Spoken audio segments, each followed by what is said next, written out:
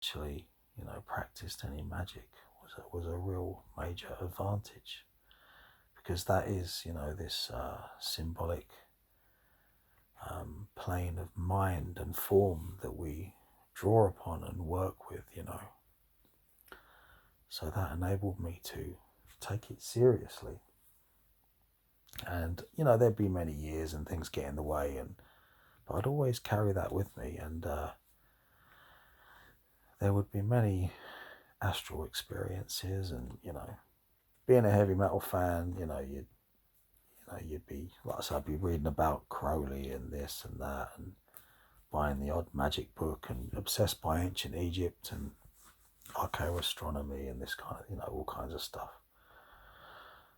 But having these experiences of the astral planes, these encounters with beings, and this knowledge of a realm of light, form, and symbols was an absolute gift, is an absolute gift, because it's not like I had to go searching, I didn't have to search for I didn't have to search for or rather chase an experience of the spirit world. I was already having experiences of the spirit world. And my first experience was coming home from work and sitting on the edge of my bed and having a notion that the ceiling went on forever and was kind of bathed in white light. Very strong sensation, very heady, very almost swaying, with this feeling of white light going on forever. The ceiling was like millions of miles high. Got into bed, went to sleep, and then in the middle of the night, seeing myself from the outside, and then there's a buzzing sound. I'm outside my body and in my body at the same time. There's a strong buzzing sensation, like an orgasm in the third eye area. So thank you, knew what the third eye was before I even read about the third eye, that kind of thing. This buzzing sensation, and leaving the body. Now, I was about, I was a young teenager at the time, so obviously I wasn't bald, right? I wasn't bald and beautiful then. I was a beautiful blonde-haired boy. And I saw myself with a shaved head, with a kind of red dot, which, in my teenage wisdom would describe at the time as a packy spot. Sorry for anyone watching, it was just common parlance, at the time, growing up in the 80s, because I didn't have a correct name for it, term, obviously. So who gives a fuck? So this buzzing in the third eye area, and seeing myself outside myself, but with a shaved head, lying in the bed, and this feeling was amazing. And I wish I could just turn that on at any moment. That would be like a universal medicine. And so the whole body is buzzing, and there's something sitting on my TV, and it's a being, and it's like a kind of dwarf gnome type creature with, I think, these things make themselves partly from what your mind constructs. It tries to make sense of what's there, your mind, which is obviously, wider than your physical apparatus, yeah. So, maybe it was influenced by things that I'd seen as a kid, and, things that I drew, and, I don't know, but it was made out of stone. It had long ears. It was grey, and it was short and squat, and it was cross-legged, sitting on my TV, and it was surrounded by a green aura, and there was a feeling of sickness in the room, like, oh, just real sick. Oh, sickness. And so I was buzzing away happily, but aware that there was a feeling of sickness in the room. And but it wasn't a negative thing like it meant me harm. It was just part of its qualities. It was part, you know. I'd feel strongly that it wasn't specifically negative, and I'll tell you why I know that later. But so that was like my breakthrough moment, my first one that I remember. And I drew pictures of it. I told my art teacher about it. He looked at me kind of strangely, and I felt that he made a kind of politically correct decision not to answer me or give me any advice. And get this, fuck me. Years later, I'm working for a window cleaning company. I mean, this is like 15 years ago now, back from where I am now. So I was about 27, 28, something like that, God knows. And when I had this experience, I was in my early teens. So it was many years after I happened to be cleaning the windows on the old house where I used to live, where I had the experience. And I just so happened to be tasked with cleaning the window of the room where I had that first astral experience that I'm talking about. And when I got to the top of the ladder, I looked through the window and I remembered that experience. Of course I'm going to remember that. I'm like, fuck me, this is the room where I had that first experience. And I looked down to where I would have been lying in the bed and realized that that was the viewpoint I had when I saw myself outside my body. And then I realized when I saw myself in that experience, I had a shaved head. And at that time, I had a shaved head. I grew it long after, but then shaved it. It's not worth going into details, but I've grown my hair long 3 times.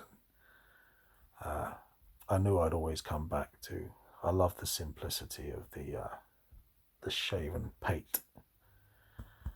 And, you know, its elegance and streamlined, aerodynamic, well,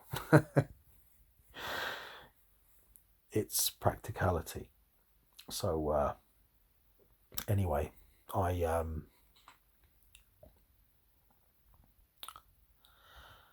so I see myself from the same angle, and I realised that, you know, at the time I saw myself with a shaved head. But I had no idea that I would shave my head then, because I was a young heavy metal fan who was determined to grow his hair long. The idea of having a shaved head was totally out of my ken at the time. So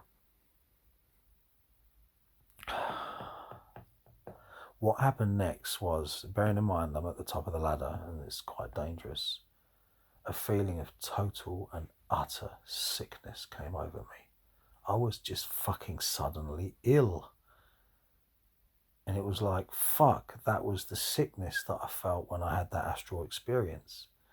All those years before, and then now, you know, when I'm at the top of the ladder, which is obviously a little while, you know, 15 years or so back from where I am currently now. Anyway, these 2 time periods were connected. And so somehow I've managed to sense, when I had the out-of-body experience, I sensed my future self coming back to clean that window and was seeing it from that point of view and feeling the sickness. Or perhaps in some way, in the past, when I had the astral experience, I was influencing, but no, I think it was more the first one.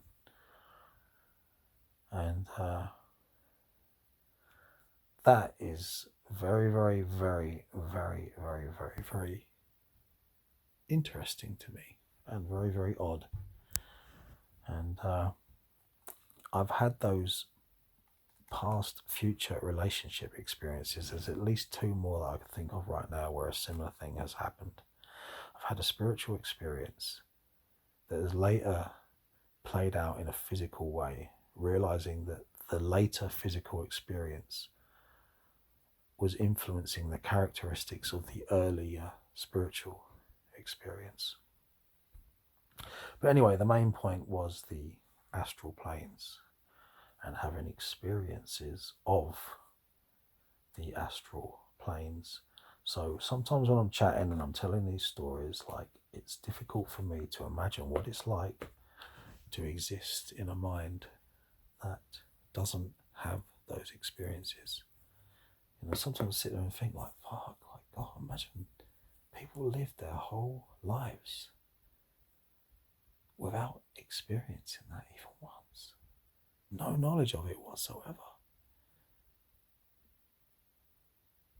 I'm pretty lucky, And God knows there are lots of other people like me that do have those experiences. I know that, yeah, of course. And similar ones and different and all everything in between.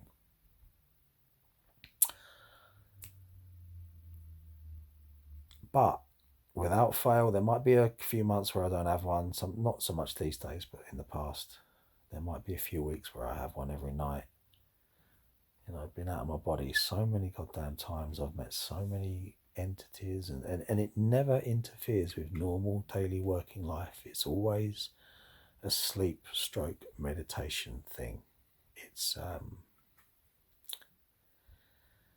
if I think of Terence McKenna saying, I wouldn't want to be having these experiences if I wasn't on drugs. I'm not necessarily saying that I wouldn't want to have these experiences when I wasn't sleeping or meditating, but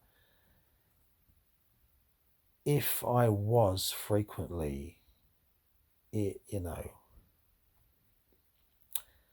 might be, and if I wasn't in control of, if I wasn't able to control them, it makes me think perhaps that's what was happening to William Blake when he saw an angel in a tree talking to him or whatever it was. And when someone has a UFO experience, and I had a UFO experience when I was younger, of course I fucking did, I've had them all, yeah, but you see, you get people like, all these things happen to them. I know, I mean, for years I thought, oh God, this sounds ridiculous. Like, why all the astral experiences and the out of body stuff and the UFO stuff and the ghost stuff? It's because if you're that sort of person, you get the full gamut. And it's not like you're lucky because you've experienced all these different things. They are all part of the same thing. This ability of the mind to access other dimensions. And for there to be a communication between you and either the symbols or the other conscious entities that inhabit those dimensions. And with that, my sweet children of the night, I will bid you sweet dreams. God bless. Don't be naughty. And don't spend all your fucking time on fucking Facebook. Read some fucking books. Now, fuck off.